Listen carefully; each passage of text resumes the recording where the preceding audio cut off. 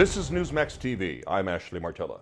We're joined by columnist, best-selling book author, and Newsmax contributor Dick Morris. His latest book entitled 2010 Take Back America.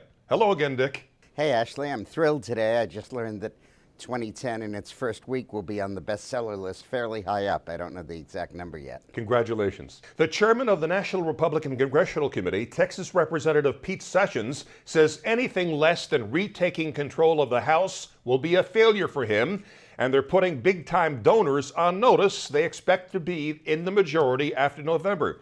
Now, Dick, is this enough, do you think, to spark the donations the Republicans need to win? Well, I think it's very helpful. I'm delighted. Was appalled when Michael Steele, the head of the Republican Party, said that he expected us to make substantial gains, but felt that maybe it might take another cycle or two, or 3 or 4 or 10, for us to get the majority. That was ridiculous. We will win the House and the Senate this year. And if anybody doubts it, read my book, go through race by race. And that's your homework assignment. If you live in one of those districts, get involved in the campaign. We tell you how in the book. But if you don't live in one of those districts, adopt a Democrat. Find someone nearby who is a tight race and go contribute to his opponent's campaign, contact your friends who live there, and maybe even spend your weekends doing some campaigning against the Democrat. Let's turn to the Florida U.S. Senate race. Marco Rubio maintains his big lead over Governor Charlie Crist, and some analysts say Crist's only chance at all at winning the seat is if he runs as an independent. Do you think he does that, Dick? And if he does, what are his chances? I think it would be disgusting if he did that. You know, it's one thing when you're Joe Lieberman and you're a Democrat and your own party rejects you in a primary for re-election to the job that you've held year after year, and to keep your seat you run as an independent. That is okay. But for him to quit the Republican Party when they already made him Attorney General, they already elected him governor, they already re-elected him as governor, and now he's trying to get another job and the Republican voters turn him down, and he quits the race and then runs as an independent, splitting the Republican Party at this crucial juncture, perhaps electing a Democrat who would otherwise have no chance to win. That is outrageous, and I can't believe that Charlie Crist would be irresponsible enough to do that. The Hill is running a story that vulnerable House Democrats who voted for the health care reform bill last month are now getting all kinds of money from Democrat PACs and Democrat members of Congress. Is it possible that Pelosi, Steny Hoyer and company promised them this cash bonanza beforehand to buy their votes? Yeah, I don't know if it was to buy the votes or just to tell them that they would get some money to explain those votes. But, you know, all the king's horses and all the king's men can't put these guys back together again. We assume that they'll be adequately funded. We assume they'll have enough money. They just won't have much to say when the voters start getting their premium increases on their health insurance policies, which are already hitting. I was at the Little Rock Airport last week addressing a Tea Party rally. I was flying back from the state capitol where I spoke to 4,000 people on the steps of the Capitol campaigning against Blanche Lincoln.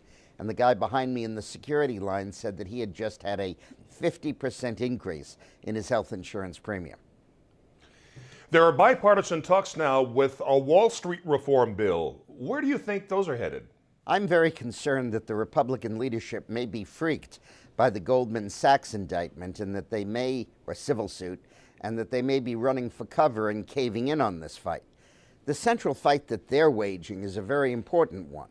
This bill provides a $50 billion fund for any bank that gets itself into trouble and is too big to fail, which is practically an invitation to irresponsible conduct, because if you get a bloody nose, Uncle Sam is there with a tissue to take care of it. It also gives big banks a huge competitive advantage because they have Uncle Sam in their corner and the smaller banks don't. And it practically invites them to tap into more federal money. But I'm more concerned about another provision of this bill that the Republicans are not focusing on extensively.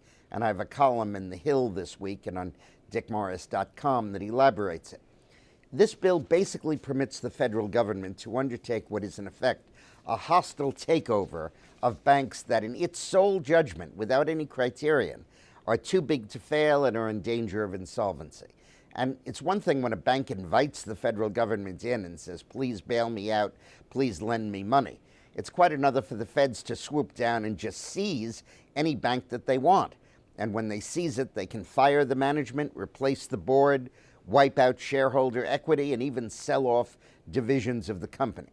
And I'm particularly concerned that this could be used for political intimidation, that any bank executive or employee or PAC would be very reluctant to contribute to Republican candidates or to offend President Obama or Treasury Secretary Geithner when they could just flick that switch and, just like Dr. No in the James Bond movie, send them plunging down into the shark cage. And unlike health care, in this case, the Democrats could actually have some political cover if they can get some Republicans on board, right? Well, that's their hope. I hope that the Republicans insist that this financial takeover, this hostile takeover, only be done in bankruptcy court according to objective legal standards that can be appealed and where the firm can fight back and say, no, we're not insolvent, and resist the federal attempts to take it over. To give this power unilaterally to the Treasury Secretary is, I think, outrageous.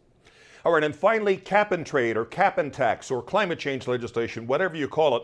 Senator Jim Inhofe told us more than once that he had more than enough votes to stop it. But there's a report now that Senate Democrats have included language in their 2011 budget resolution that would allow them to ram through the national energy tax with only 51 votes using reconciliation.